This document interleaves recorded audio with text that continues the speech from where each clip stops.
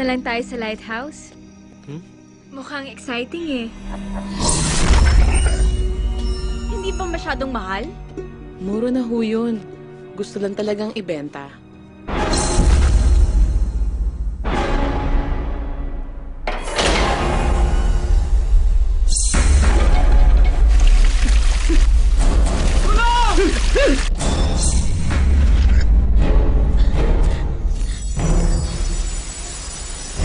May nakita po ko. Mga taong anino po. Sila ang mga nilalang na tinanggihan ng langit.